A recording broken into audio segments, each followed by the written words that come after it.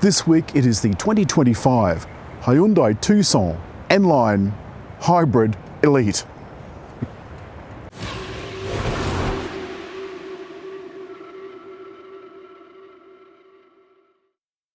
The 2025 brings a couple of tasty updates, and of course it adds an N-Line package as well for $2,500. The $2,500 gets you nicer wheels, some N-Line badges, mats and so forth, though for some reason the mats are in the back, not sure why that is.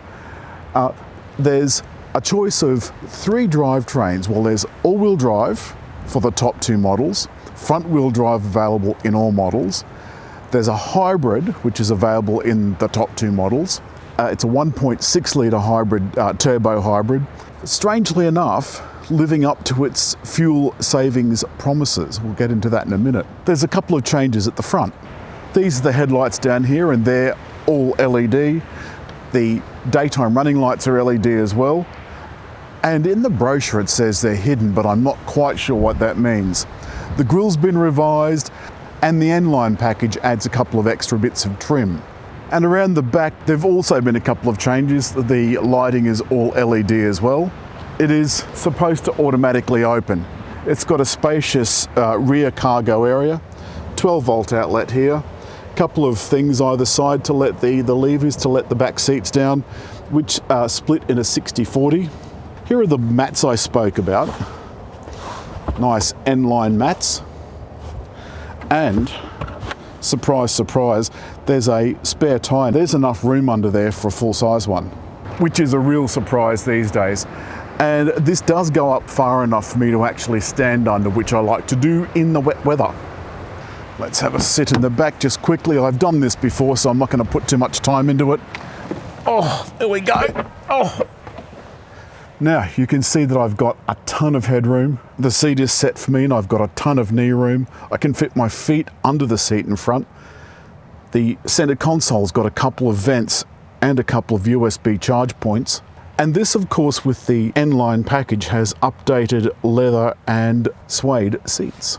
And you can see looking forward that these headrests actually give the rear passengers a pretty good view forward. And there's tasteful red stitching too, but only on the front doors. The back doors is all this plastic stuff. They've cheaped out. That plastic's really nasty. But there are bottle holders and there's a speaker there as well. I'll talk about that in a minute. This still has the absolutely horrible Hyundai Group overspeed warning, which is fine if you're not speeding. But if the vehicle thinks you are, and by that includes it's showing the wrong zone, which it often does, it will, okay, take me to Hyundai Lane Cove Road. Please say the line number of the location you want to go to. There we go. Do you want to be guided to this place? Yes, I do. Okay, it just so happens that I'm going back to Hyundai Australia's HQ to pick up a Santa Fe, which I'm looking forward to very much. All right. Now I've just got this in, I'm just going to put it in Sport. Still fairly leisurely, 172 kilowatts. It's just got standard suspension, so nothing terribly fancy. I haven't found a way to change the recuperative braking. I know it's in there, I saw it, I just can't get back to it.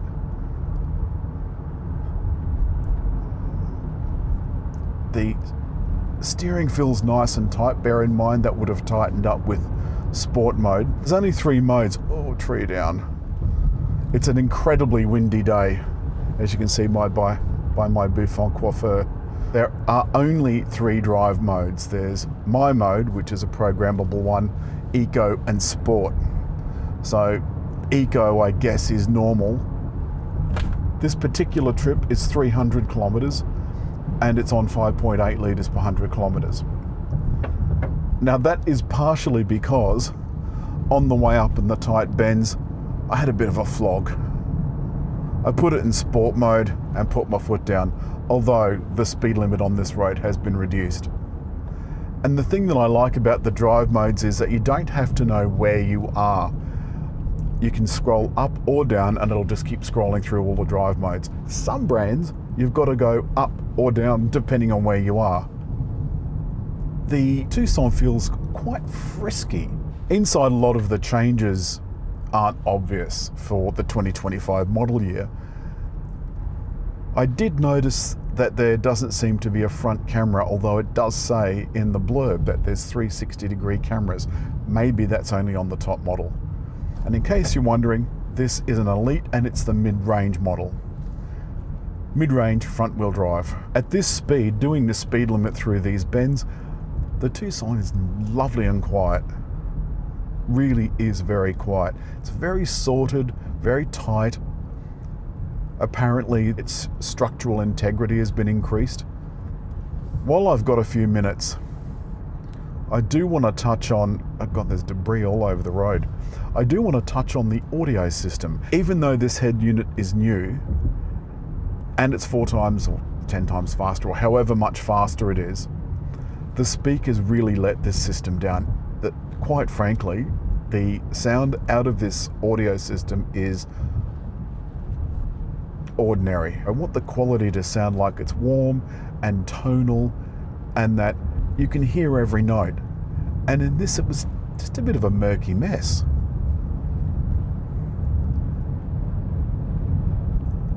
Now I want to talk a little bit about the hybrid system itself. 172 is it combined. And it's just cruising along, charging up the battery. We've done 300 kilometers this week and it's on 5.7 litres per 100 kilometers. And the long term since it was last reset, which is 1,144 kilometers, is 5.6 litres per 100 kilometers, which I think is pretty good. The 6-speed automatic is very smooth, and that proves, of course, that you don't have to have a nasty old CVT automatic in hybrids. The other thing that I like is because this is a mid-range model at about 52,000 and some change, there's not all the frippery. There's not a sunroof, which I don't like, wouldn't use, never open, don't even have the shade open mostly. Now, turn the steering on. Lane control is on.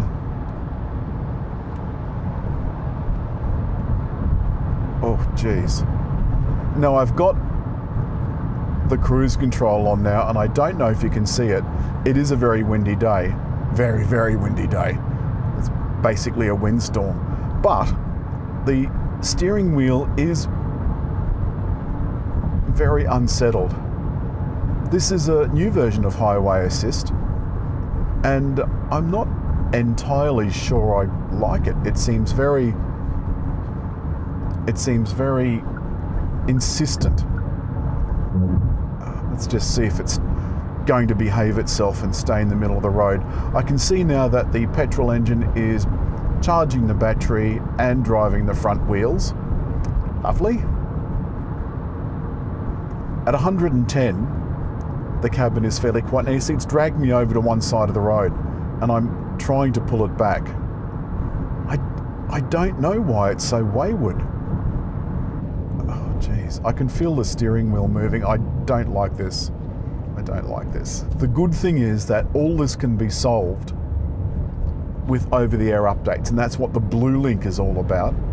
That it's an app on your phone, so this has got an embedded SIM. At least for the warranty, the car company is picking up the tab for the connection to the cell tower. After your warranty finishes, you have to pay for that yourself. So let's round up. I'm incredibly impressed overall. One or two things need sorting, and they can be sorted with over-the-air updates. So this lane control is a little bit too strong, a little bit rambunctious, but that can be fixed. The speakers, they can't be fixed. That's all this week from the Hyundai Tucson Elite Hybrid N-Line. There's a few little things I'd improve, but by God, it's a great car, and I think it's not bad value either. And as always, hit like, leave a comment, and just on the little round thing to subscribe.